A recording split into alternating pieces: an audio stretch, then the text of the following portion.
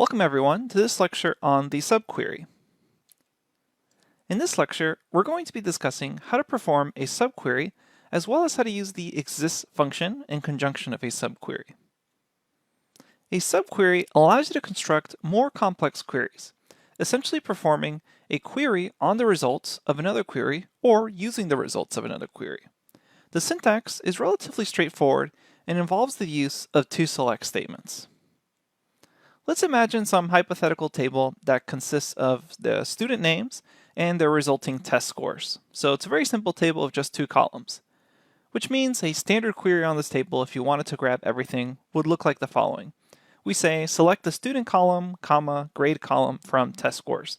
And this would return back two columns, a student's name, such as Jose, and then their grade, let's say 95%. Let's imagine you wanted to grab the average grade across the entire class. Then you would just say select average grade from test scores. So we already know how to grab all the information from the table as well as the average score or average grade from all the students.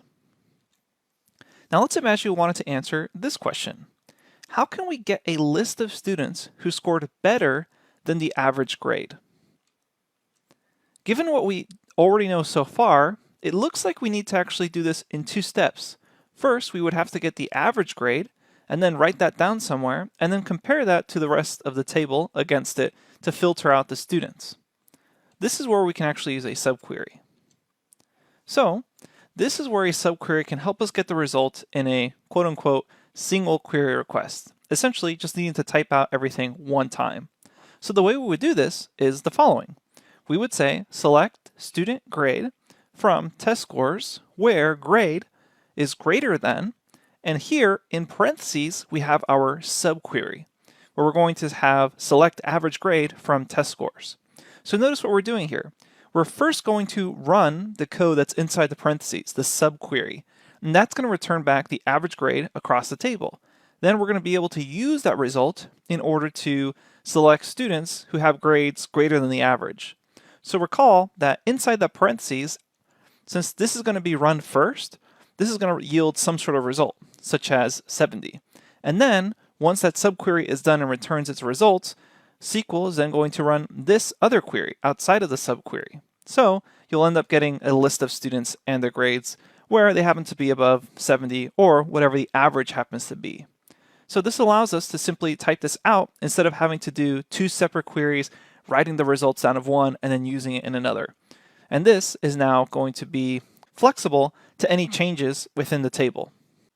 The subquery is performed first since it's inside the parentheses. Keep in mind we can also use the in operator in conjunction with a subquery to check against multiple results returned. For example, let's imagine we wanted a subquery that operated using a separate table.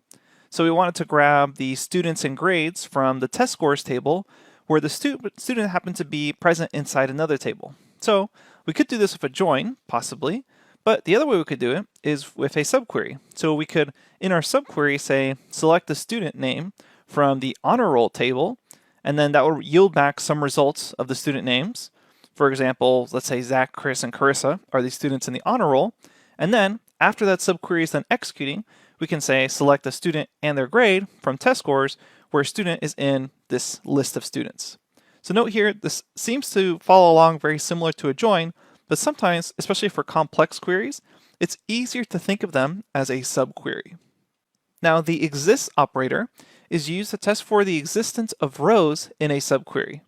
Typically, a subquery is passed in the exists function to check whether or not any rows are returned with the subquery.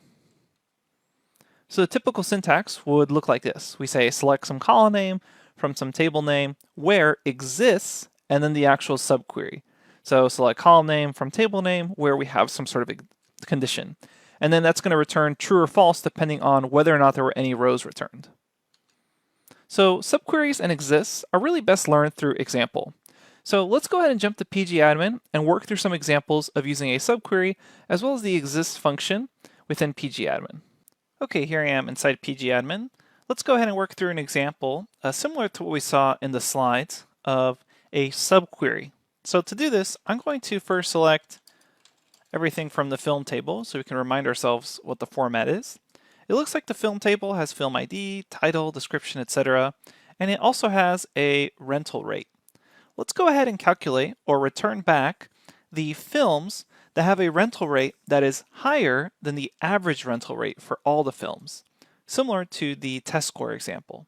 So the way we do that is we start off by, if depending on how you want to work this from the inside out or the outside in, let's go ahead and start with the subquery. So the subquery should be first calculating that average rental rate. So the average rental rate of all the films, if we expand on this, we can go ahead and see it's $2.98. So this is going to be our subquery. Instead of having to use the scratch pad and write down this number, let's go ahead and have this be more dynamic. Wrap this in parentheses, so now it's a subquery. And then what we're going to do is say select. Let's go ahead and select the title column and the rental rate column from the film table where, and here we're going to say rental rate is greater than, and it's going to be greater than the results of this subquery, which is $2.98, which means when I run this, I should see back all the rental rates here, $4.99, $2.99, etc. These are all greater than $2.98. Okay, so notice here that this subquery in parentheses will get executed first in order to calculate that average, and then it becomes part of this larger query. The other thing that's important to notice is this particular subquery returns back just a single value, the average rental rate, which means it's okay to use a comparison operator against it, such as is equal to, is greater than, is less than. If your subquery, however, returns back multiple values, then you need to use the in operator on it. So let's work through a more complex example where we're going to actually use a join along with a subquery. So the subquery is going to actually have a join in it. So first, let's explore a couple of tables that we haven't seen in a while, so I just want to make sure we remember them. I'm going to select everything from the rental table. So if we run this, let me expand this back out again. We have a rental ID, a rental date, inventory ID, customer ID, and then we have a return date, which is what we're going to be focusing on, and then a staff ID and a lab or last update. We also have inventory. So let's check our inventory table. Run that. This has an inventory ID, film ID, store ID, and then a last update there. So let's imagine we have a situation where I want to actually grab the film titles that have been returned between a certain set of dates. So if we go back to select everything from rental, we have this rental date. Let's go ahead and grab all the films that have been returned between, let's say, May 29th of 2005 and May 30th of 2005. So that would be select, in this case, everything from rental. And then what we're going to do here is say where this return date, if we come back here, we have this return date is between 2005 and let's say May 29th and 2005 May 30th. So we run this, and now everything here has been returned basically on May 29th. Okay. So notice here that in the actual rental table, I do not have the film ID. So if I want the film ID, I'm going to need to join this rental table with inventory, which actually connects the inventory ID, because notice here I have an inventory ID, so I can use that in conjunction with the inventory table to then grab the film ID. So I have a specialized primary key for each rental, and then I have the inventory ID, so I'm going to use that. So let's say instead of selecting everything from rental, we're going to say select inventory dot film ID from rental, and let's perform a join on this. So we'll say inner join on inventory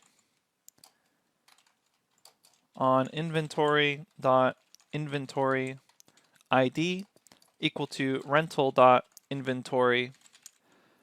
Make sure we spell this right. Inventory underscore ID. Now let me zoom out just a tad so we can see this whole thing. So what I'm doing here is I'm going to grab the film ID from the inventory table because it's not available to me on the rental table.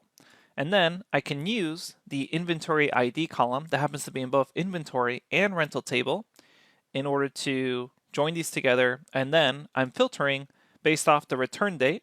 And if you want, you can specify the return date being part of the rental table, but it's only found in the rental table. So you can either do where rental.return date or just return date because it's exclusive to just one of the tables. So you don't need to specify what actual table we're looking at.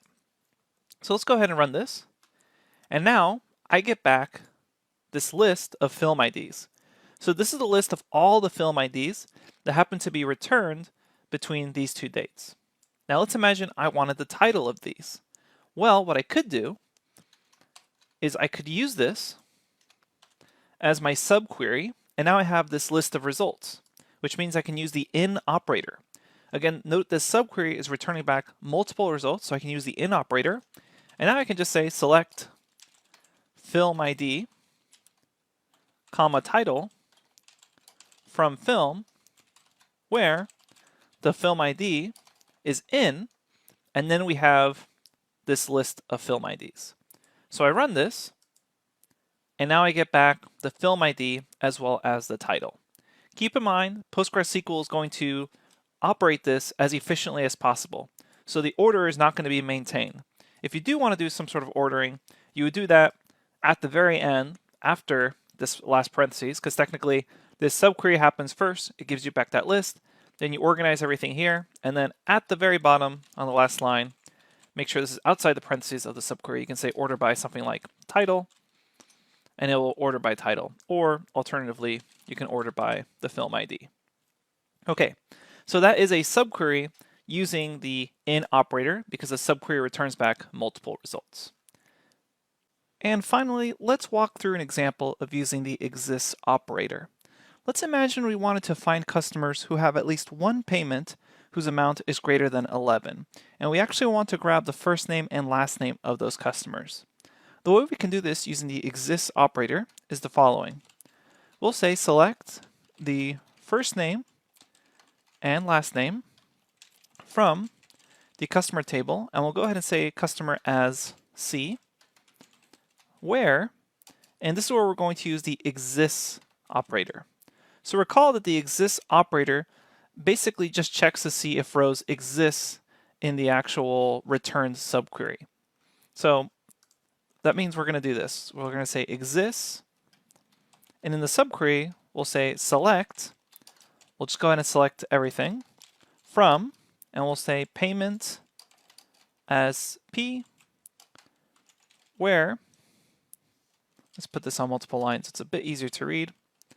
We'll say where P dot customer ID is equal to C, which is the original customer table, dot customer ID, and amount is greater than 11. So note what we're doing here. We're going to say select the first name and last name from the customer table, where, and then the exists operator is checking to see if any rows are returned based off this subquery, where we're saying select everything from the payment table where the payment customer ID matches the customer ID and the amount they paid, which comes from the payment table. If you wanted, you could say p.amount, but amount is exclusive to the payment table, so we don't need to clarify further, is greater than 11. So if we run this, we get back the names of, in this case, if I expand on this, these 8 people. So this is our first and last names of people who happen to have at least one payment whose amount is greater than $11. So in this example, what's happening is for each customer in the customer table, the subquery checks the payment table to find if that customer made at least one payment. So if that particular customer made at least one payment using this matching criteria, and that the amount is greater than 11. If you wanted to do the opposite of this, essentially check for customers that have not made any payment greater than $11, you could add a not operator in front of exists there. Run this, and then you would get back basically any customer that did not happen to be one of those 8 customers. Okay, that's it, and I'll see you at the next lecture.